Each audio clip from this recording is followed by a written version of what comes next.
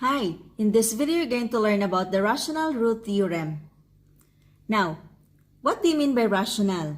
Rational means ratio. That's why a whole number, like for example 5, is what we call rational number because understood there is a denominator 1.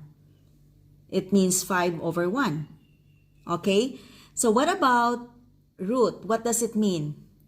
The other term for root are other terms. So we have zeros. What are the zeros of the function? What are the solution or solutions? There can be more than one. Or x-intercept or x-intercepts. So all these terms mean the same thing. We are finding for the value of x. We are finding for the zeros. We are finding for the solution.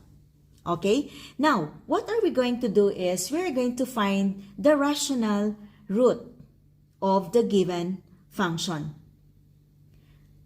Okay, now we are going to use this rational root theorem. How to do this?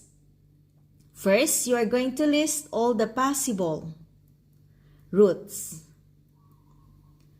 And that is equal to P over Q, wherein P are the factors of the constant. The constant here is 6. And Q are the factors of the leading coefficient. The leading coefficient is the coefficient of the variable or the term with the highest exponent. So in this case, the leading coefficient is only 1.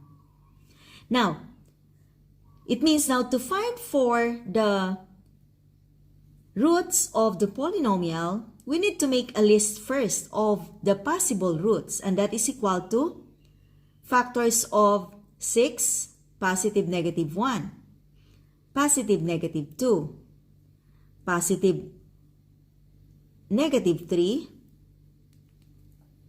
we have positive negative 6. Okay? Now, what about the factors of Q? And that this is Q here, the one here, and this is P. That's only one, so positive and negative 1. Okay, it means that the roots or the zeros or the solution that we are going to find in this particular function can be found in this list, okay, of possible roots. Now, how are we going to do that?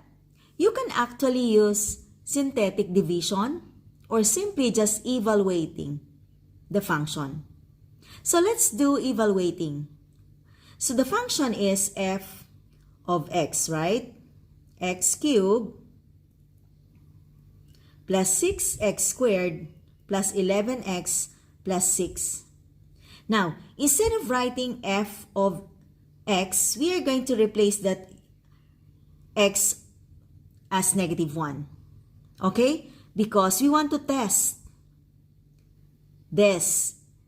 Now, how are we going to determine that the roots or the possible roots that we're going to substitute here will be the root of that function?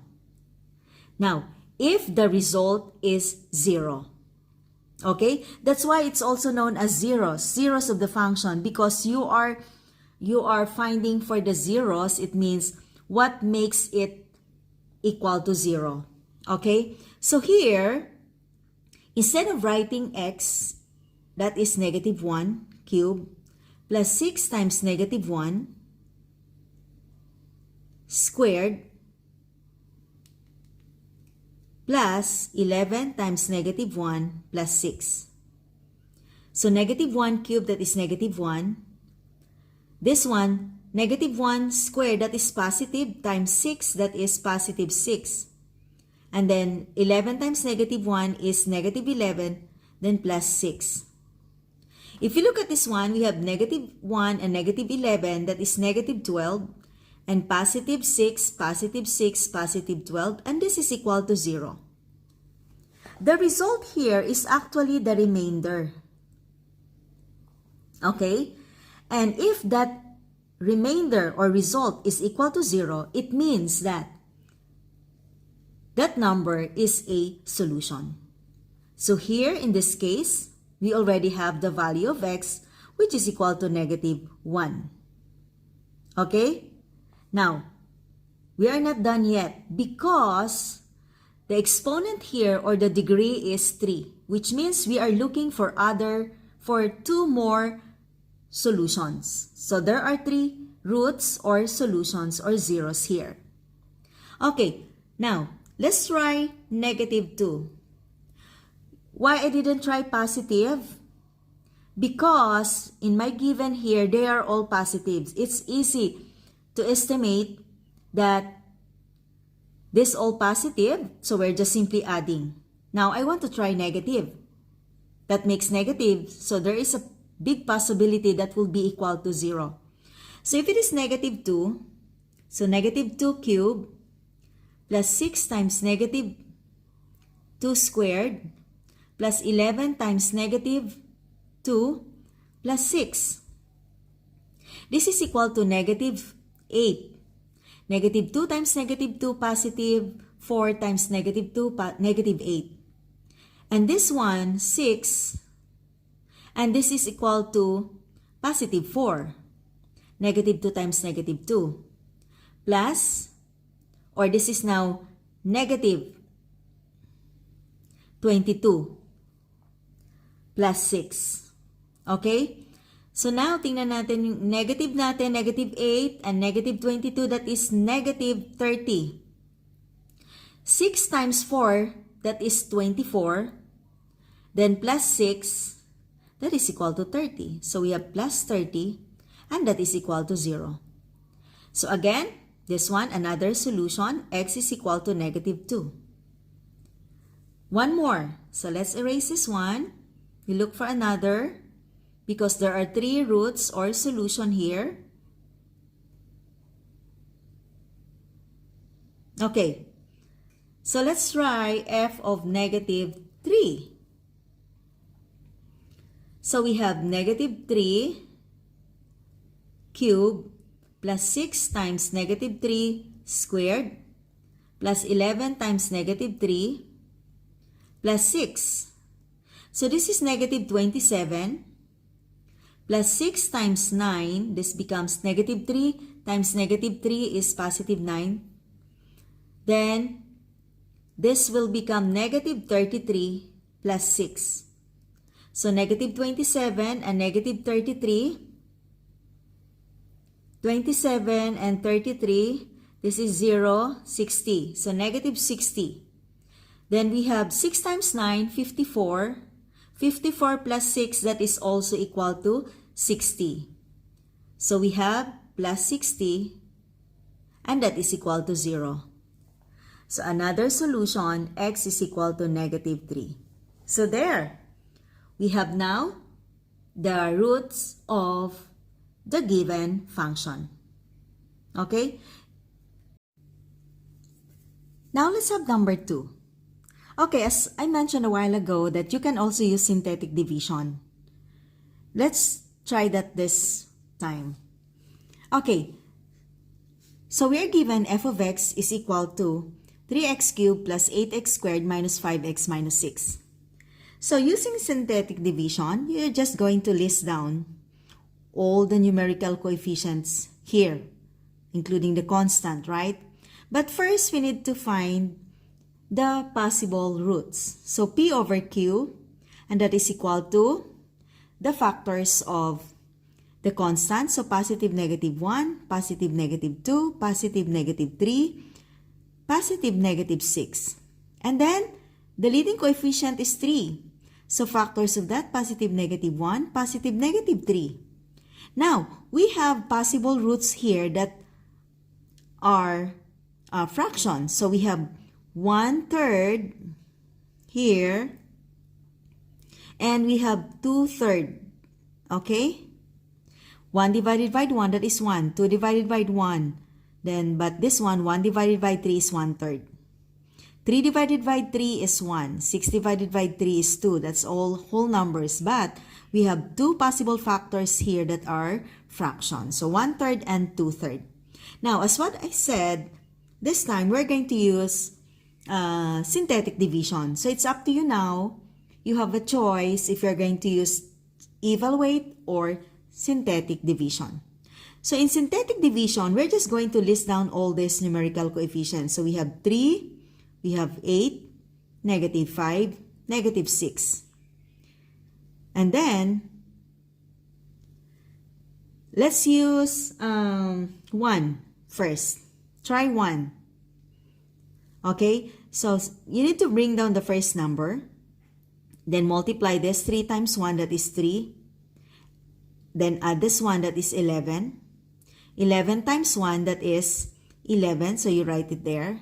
Then add again this 2, that is positive 6. 6 times 1, that is positive 6. And then add, this is equal to 0. So now, x is equal to 1. That's one of the solutions. Next, you can continue doing the synthetic division. Okay, so let's try to continue this one. 3, 11, and 6. So this time, we are going to try -3.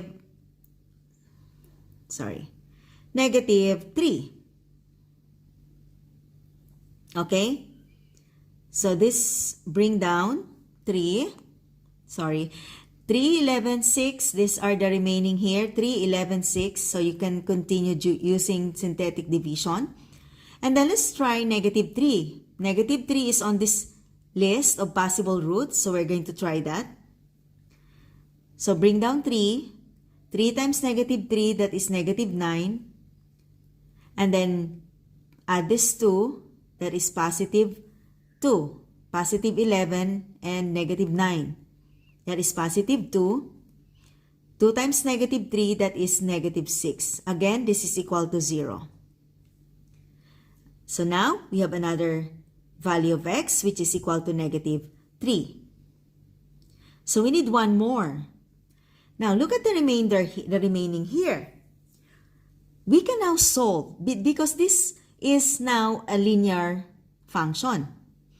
This is 3x plus 2. Why?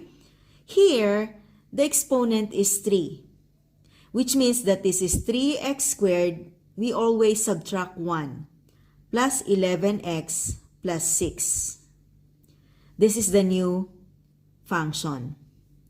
Now, since after this one, again, we need to decrease 1, which means that this is now 3x plus 2. And we can equate that to 0 to solve for x. So 3x is equal to -2, divide by 3, x is equal to -2/3, which is the other root, -2/3. Okay, so actually, synthetic division is very helpful, especially if you have roots that are fraction, because you can leave it up to the end until it becomes a linear function, like this one becomes a linear function. If there are 2 remaining numbers, that's a linear. 3, that's quadratic. Okay, so you can now choose if you are going to use synthetic division or just simply evaluating. Okay, so there, you have now the 3 rational roots of this function. F of x is equal to 3x cubed plus 8x squared minus 5x minus 6. That's all for this video, and thank you for watching. See you in the next one. Bye!